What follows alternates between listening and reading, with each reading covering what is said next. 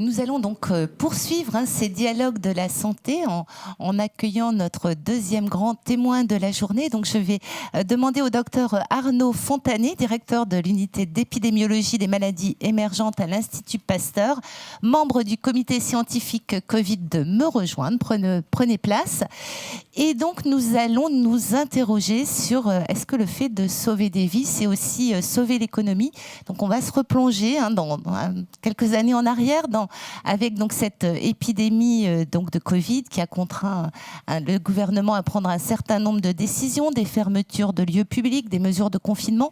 Et donc, les spécialistes nous ont alertés sur le fait que l'économie allait beaucoup en souffrir. Donc, quelques années plus tard, est-ce le cas ? Comment se porte l'économie des pays qui ont fait d'autres choix que le nôtre ? Arnaud Fontanet, je vous passe tout de suite la parole parce que je pense que vous avez une présentation européenne, notamment avec un petit zoom sur un pays que je vous laisse dévoiler.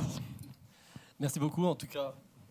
C'est bon. Merci beaucoup et je suis très heureux d'être ici pour vous parler effectivement de ce lien qui peut exister entre réponse par ce qu'on appelle des mesures non pharmaceutiques, en gros les fermetures de lieux publics, les couvre-feux, les confinements, et l'économie. Alors je ne suis pas du tout un économiste, mais c'est une des remarques qui m'a souvent été faite avec les mesures qui ont été proposées par le conseil scientifique, qui ont été décidées par le gouvernement.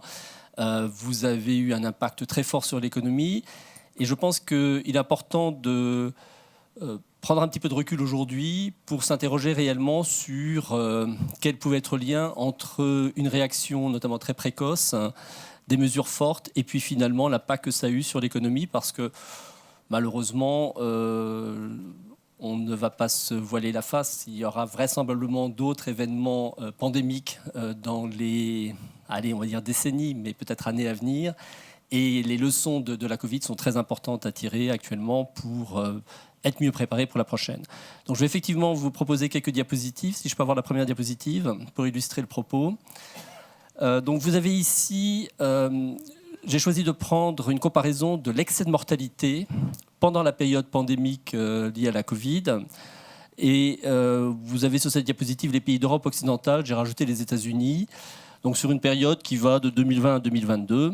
Alors pourquoi excès de mortalité ? Parce que c'est un critère sur lequel on s'accorde tous. On a tous la même définition mort-vivant. On n'est pas en train d'essayer de savoir si c'est attribuable ou pas à la Covid.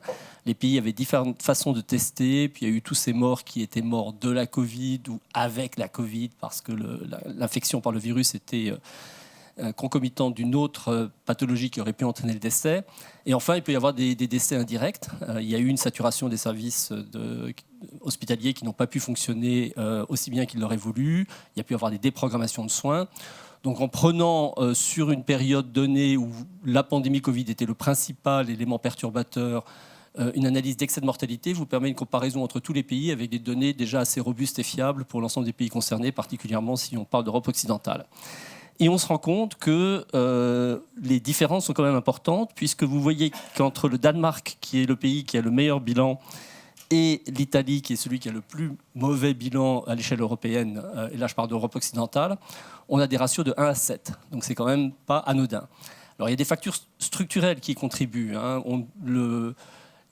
Et si je prenais par exemple la proportion des personnes âgées de plus de 80 ans qui va beaucoup compter puisque c'était là qu'étaient les populations les plus vulnérables, l'Italie est effectivement le pays en Europe où vous avez la plus grande proportion de sujets âgés de plus de 80 ans, c'est 6%.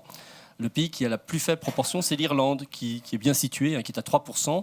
Ça fait un ratio de 1 à 2, c'est important parce que c'est le double de population à très haut risque de décès en Italie par rapport au Danemark. Mais ça, c'est un exemple parmi d'autres. Il n'empêche que là, on a des différences qui vont quand même au-delà et que c'est intéressant de s'interroger sur qu'est-ce qui peut expliquer ces différences. Vous verrez que les pays scandinaves s'en sont d'ailleurs globalement très bien sortis et que la France, c'est pas si mal comparé aux autres pays. On a, en termes d'excès de mortalité, on est juste après les pays scandinaves et voilà. Bon, après, comme je vous le disais, il y a beaucoup d'éléments qui interviennent dans cette analyse et on ne peut pas s'arrêter simplement sur le fait qu'un pays ait plus ou moins bien géré l'épidémie. Il y avait des facteurs structurels qui ont pu être très pénalisants pour d'autres pays. Diapositive suivante. Je vais néanmoins m'intéresser au Danemark parce que c'est quand même celui qui a le mieux tiré son épingle du jeu. Et le Danemark est un pays qui est petite taille, 6 millions d'habitants, mais la densité de population est importante. C'est ce qui compte malgré tout dans ces moments de pandémie. Elle est même plus élevée que la France. Donc qu'est-ce qui pourrait expliquer pourquoi le Danemark s'en est si bien sorti? Diapositive suivante. L'élément qui m'a le plus frappé dans la façon avec laquelle le Danemark a géré cette épidémie a été l'anticipation.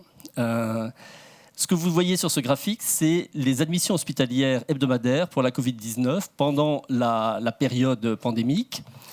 Et vous avez donc la France et le Danemark pour avoir un élément de comparaison. Ce que vous pouvez voir sur la partie gauche, c'est que le Danemark a très tôt pris des mesures de contrôle des lieux publics et qui n'étaient pas réellement un confinement, mais assez importantes malgré tout, et des contacts entre les individus. Et c'est cette anticipation qui, je pense, a été un des facteurs principaux de leur succès.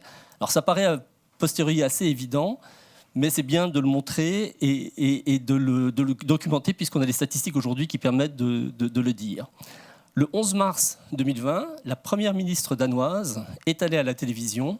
Il n'y avait que 10 personnes hospitalisées pour la Covid sur une population de 6 millions d'habitants.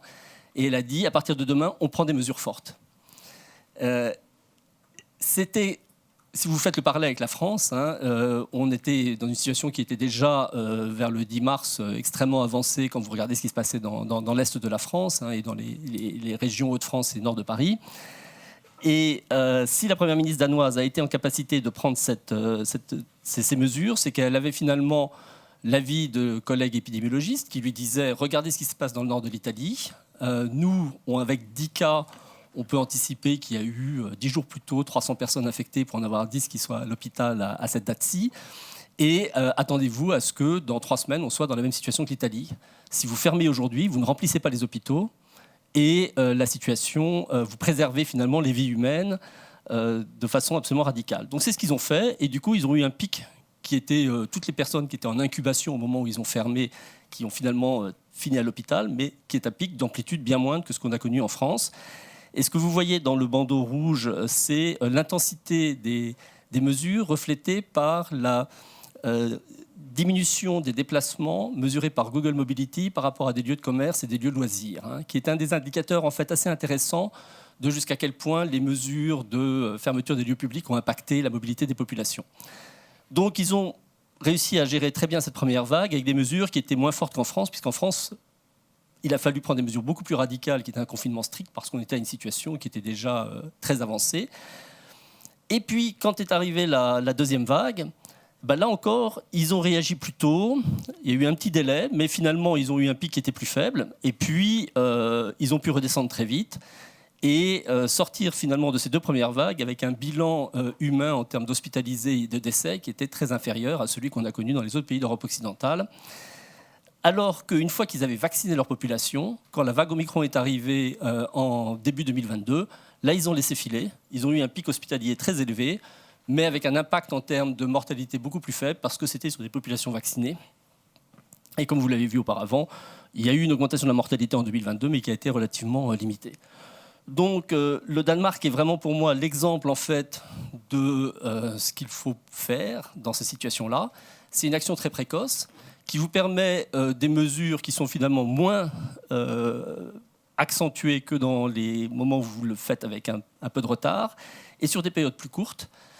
Vous ne remplissez pas les hôpitaux, vous préservez les vies humaines, et vous pouvez même sortir de votre confinement, de vos couvre-feux, de ces mesures-là plus tôt. Dernière diapositive. Ce faisant, vous avez finalement moins d'impact sur la vie sociale et évidemment sur l'économie. Alors, je ne suis pas économiste et je vois assez bien les critiques qui peuvent être faites à cette présentation-là, mais ce que vous voyez ici, c'est en abscisse l'excès de mortalité par million d'habitants et en ordonnée la croissance du produit intérieur brut, qui a été positif pour quelques pays si on fait le solde des 2 années, négatif pour beaucoup.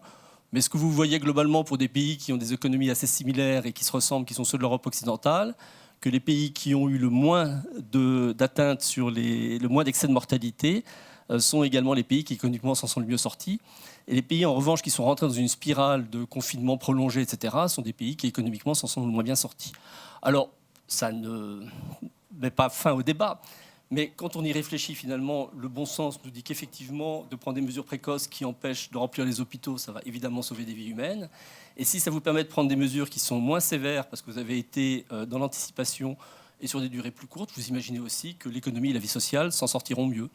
Donc, s'il y avait une leçon pour schématiser ces 4 diapositives que je retiendrai de cette épidémie, c'est les mesures précoces permettent de sauver à la fois des vies et l'économie. Et je n'opposerai pas du tout, comme ça a été beaucoup raconté, les mesures qui ont été prises au fait qu'on impacte de façon défavorable l'économie. L'expérience semble nous dire le contraire.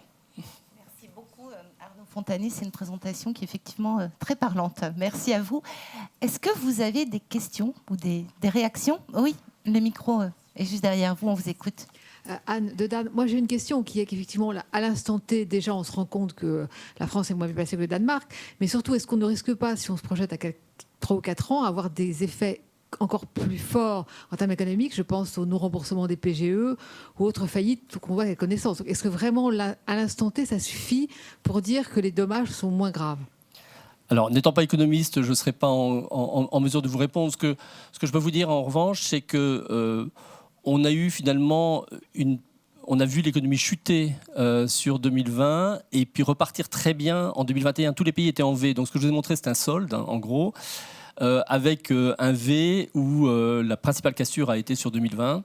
Et puis 2021 était une année de rattrapage. Après, les effets sur le long terme, vous connaissez le sujet beaucoup mieux que moi et je ne pourrais pas le commenter. Mais je crois que pour la partie impact économique, le plus dur est derrière nous quand même. Il a été vraiment vécu en 2020 et on a eu cet effet rebond qui a été assez salutaire, mais avec une chute beaucoup plus importante sur les pays qui ont été ceux qui ont été amenés à prendre les mesures les plus dures, mais aussi en partie tardives. Très bien, merci beaucoup. Est-ce qu'il y a une autre question?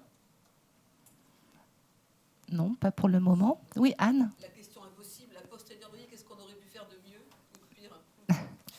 Alors je pense que a posteriori, c'est très difficile de se replacer dans le même contexte hein, qui était celui des début 2020.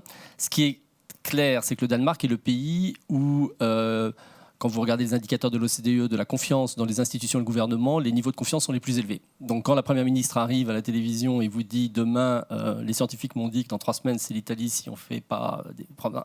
Je vous demande de commencer à limiter vos déplacements », les gens suivent facilement. Pour la France, c'était beaucoup plus difficile. Ça, on sortait des gilets jaunes, on sortait de la première, rappelez-vous, des grèves de décembre 2019. Et malheureusement, je pense que sur la partie, pour la suite, hein, aujourd'hui, à la faveur de ce type d'expérience et qu'on est en train de documenter de façon quantitative avec des publications scientifiques, on sera capable de faire passer un message qui, pour les politiques, leur expliqueront les bienfaits d'une réaction précoce dans des situations similaires. J'espère que ça pourra être utile pour la suite parce qu'on a été amené pendant cette pandémie à prendre un nombre de mesures incroyables qu'on n'aurait jamais pensé on serait un jour amené à prendre. Et si on devait reparler à nouveau de fermeture de lieux publics, etc., je pense que la population comprendrait mieux le contexte après tout ce qu'on a vécu et qu'on peut espérer aussi qu'on n'aurait pas à retourner à des confinements stricts, encore que tout dépend de la dynamique de la prochaine pandémie, hein, qu'on ne peut pas encore anticiper. Donc il y a quand même eu de l'apprentissage de nous tous à des gestes barrières, à une façon de vivre en temps de pandémie sur lesquelles on pourra s'appuyer. Il y a l'expérience des leçons tirées sur lesquelles on pourra s'appuyer. Et en revanche, qui va jouer défavorablement malheureusement, c'est tout ce qui tourne autour de la désinformation. C'est-à-dire qu'à la prochaine crise viendra un moment un peu critique où on aura, je pense, les éléments scientifiques pour dire ça y est, là on sait qu'à l'échéance de 2 à 4 semaines, les hôpitaux et les réanimations vont se remplir, c'est maintenant qu'il faut prendre les mesures.